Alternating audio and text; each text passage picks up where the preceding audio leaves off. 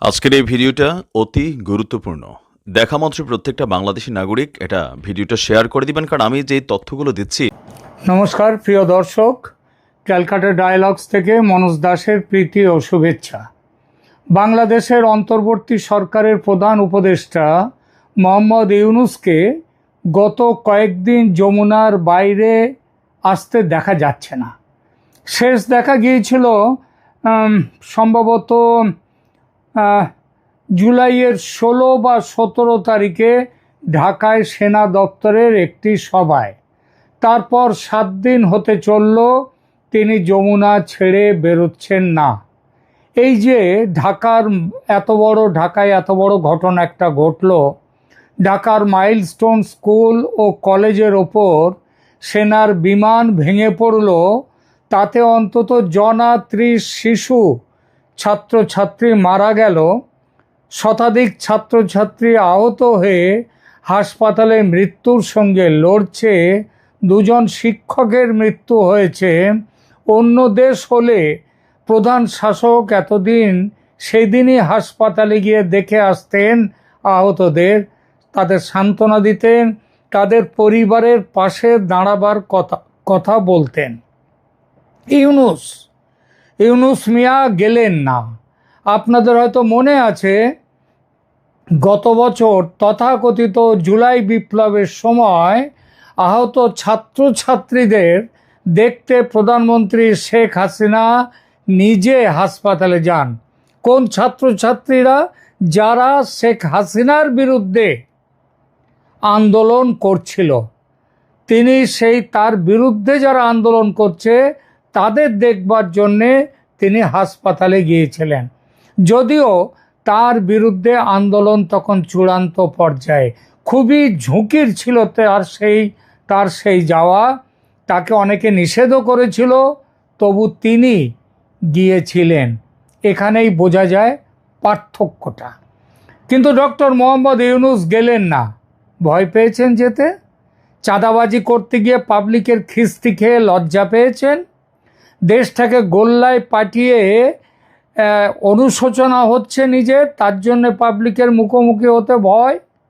যদি তাকে সামনে পেয়ে ফেটে পড়ে রাগে মানুষ, সেই ছবি মিডিয়ার কল্যাণে ছড়িয়ে পড়বে চারদিকে, আর তার শান্তির নোবেলজয়ী ছবিতে কালো দাগ লাগবে, সেই ভয়ে গেলেন না? নাকি কেউ তাকে আটকে রেখেছে যমুনায়, তাই বেরোতে পারছেন না? প্রশ্নটা যে শুধু আমার মাথায় ঘুরে ফিরে আসছিল তা নয়, অনেকের মাথায় ঘুরে ফিরে আসছে। ঢাকার এক বন্ধুর সঙ্গে কথা হচ্ছিল, তিনিও বললেন কথাটা। আমি তাকে জিজ্ঞেস করলাম, তোমার কি মনে হয়, তুমি কি কিছু খবর দিতে পারো এই ব্যাপারে, যে ইউনূস মিয়া কেন যমুনার বাইরে যাচ্ছেন না? সে বলল, আরে দাদা, এটা তো আমাদের বাবার চেয়ে ঢাকায় অনেকের মুখে এইটাই কথা। কোনো জায়গায় গিয়ে কান পেতে একটু শুনুন, ইউনূসের নামে গালাগাল, এই সরকারের বিরুদ্ধে গালাগাল। তো এটা তো লোকজন নানান কথা বলছে, নানান জল্পনা। আসলে বাংলাদেশের মেন স্ট্রিম মিডিয়া সে তো আজ যেখানে দাঁড়িয়ে সেখান থেকে কোনো খবর পায় না মানুষ, তাই জন্মাচ্ছে জল্পনা ও গুজব। হয়তো এসব গুজবের সবটা মিথ্যেও নয়, হয়তো যা রটে তার কিছু ঘটে। এই রটনা বা ঘটনার ব্যাপারে পরে আসছি, তার আগে বলি এক নতুন ধরনের খোঁজের কথা। যখন কোনো দিকেই কোনো খবর পাচ্ছি না যে ডক্টর মোহাম্মদ ইউনূস এখন কোথায় আছেন, কিভাবে আছেন, তখন আর্টিফিশিয়াল ইন্টেলিজেন্স বা এআই বা কৃত্রিম বুদ্ধিমত্তার তার কাছে গেলাম। এই কৃত্রিম বুদ্ধিমত্তা সম্পর্কে নিশ্চয়ই অবগত আছেন আপনারা। এই বস্তুটি জানে না বা পারে না এমন কাজ খুব কমই আছে, নেই বললেই চলে। আপনি প্রশ্ন করলে তা সে যে বিষয়ই হোক, দুনিয়া ঘেঁটে 2-4 সেকেন্ডের মধ্যে উত্তর এনে রাখবে আপনার সামনে। এমনকি যেটা ঘটেনি কিন্তু সম্ভাবনা কি সেই ব্যাপারেও কোন সম্ভাবনাটা সবথেকে বেশি সেগুলো রাখবে আপনার সামনে। আপনি বেছে নিন, দেখে নিন। দেখতে চাইলাম এই ব্যাপারে, অর্থাৎ ইউনূসের যমুনায় লুকিয়ে থাকার ব্যাপারে এআই কি বলছে সেটা জানতে চাইলাম। একাধিক এআই অ্যাপ আমার ডাউনলোড করা আছে।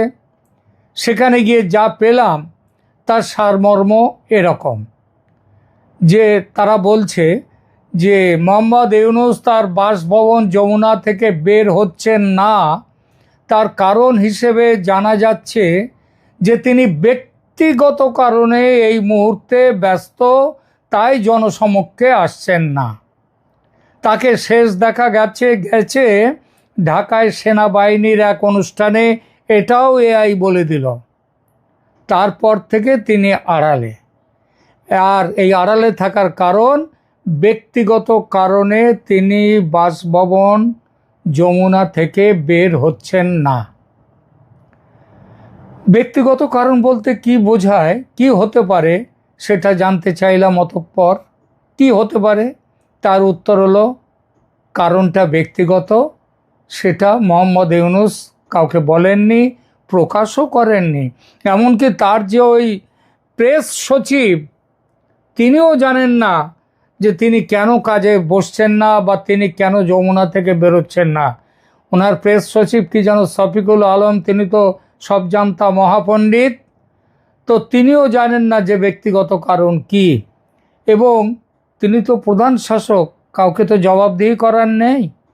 সে নয় হলো, কিন্তু রাষ্ট্রপ্রধানের দায়িত্ব ব্যক্তিগত কারণে পালিত হবে না, এটা কেমন কথা?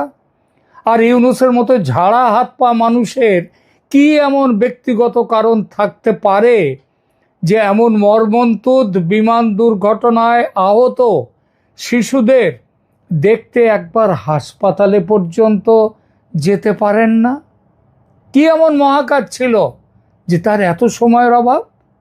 এই যে কয়েকদিন আগে আহমেদাবাদে এয়ার ইন্ডিয়ার যাত্রীবাহী বিমান দুর্ঘটনায় পড়ল, সেখানে আহত পথচারীদের দেখতে হাসপাতালে গিয়েছিলেন ভারতের প্রধানমন্ত্রী নরেন্দ্র মোদী। অথচ ঢাকার মহারাজ এখন মোহাম্মদ ইউনূস, তিনি গেলেন না। কেন গেলেন না? আর এখানে গুজব বা রটনা, যা পুরো সত্যি নাও হতে পারে অথবা আংশিক সত্যি হতে পারে, আবার এমনকি তার কোনোটা বা পুরো সত্যিও হতে পারে। একটু আগে ঢাকার বন্ধুর সঙ্গে ফোনে হওয়া আলোচনার কথাগুলো বললাম। তিনি কয়েকটি সম্ভাবনার কথাও আমাকে বলেছেন। এক, শাসক হিসেবে ইউনূস যে ভয়ঙ্কর রকমে ব্যর্থ, সেটা আজ আর বলার অপেক্ষা রাখে না। বাংলাদেশের একবারে বাচ্চা থেকে বুড়ো সবাই সে খবর জানে। তার ওপর তার যে অসম্ভব গদির লোভ, সেটাও মানুষের জানা। নির্বাচন নিয়ে এই বৃদ্ধ বয়সে মহাপণ্ডিত হয়ে একের পর এক মিথ্যাচার, কখনো বলছেন অমুক দিন, কখনো বলছেন অমুক, কখনো আর এক সময় অন্য কথা, কখনো বলছে আওয়ামী লীগকে নিয়ে ভোট হবে। হ্যাঁ, আজ থেকে কয়েক মাস আগে বলেছিলেন বিএনপি যখন চাইছে আওয়ামী লীগকে নিয়ে ভোট করতে, তখন ভোট হবে, আওয়ামী লীগ থাকবে। তার কিছুদিন পরে তিনি আওয়ামী লীগকে কার্যত তাদেরকে বন্ধ করে দিলেন তাদের কাজকর্ম। তো এই যে নির্বাচন নিয়ে মিথ্যাচার, পদত্যাগের নাটক, মানুষ সব ধরে ফেলেছে ওর নাটক। মানুষ রাগে ফুঁসছে, ওনাকে সামনে পেয়ে যদি সেই রাগের বহিঃপ্রকাশ হয়, সেই ভয়ে নিজেকে আটকে রেখেছেন যমুনায়। কিছুদিন পর পাবলিকের রাগ একটু কমলে আবার তিনি বাইরে আসবেন নতুন কোনো নাটক নিয়ে।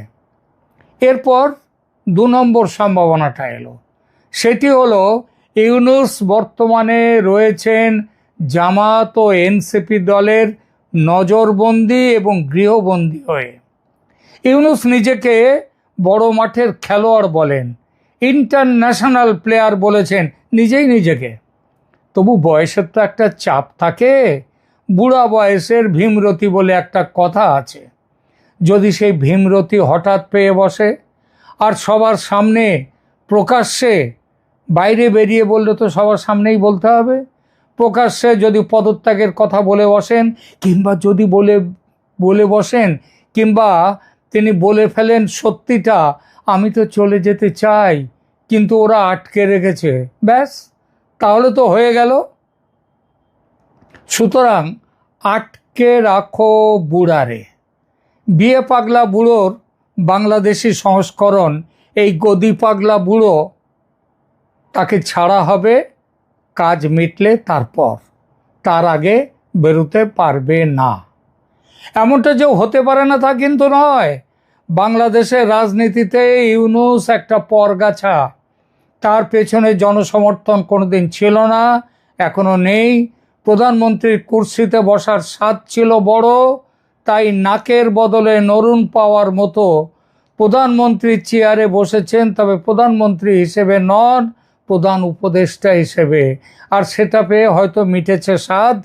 এখন বুঝতে পারছেন আর বেশি দিন থাকলে গদির সঙ্গে প্রাণটা যাবে, তাই প্রাণের মায়া বড় হয়ে উঠছে এবং উঠেছে।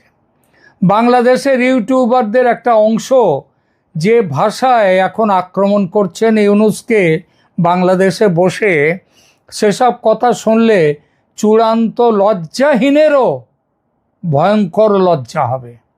সে চলে যাবে দেশ ছেড়ে। ইউনূস চলে যাচ্ছেন না, সবাই বলছে যাও যাও, চলে পালাও, যাও চলে, আমাদের মুক্তি দাও।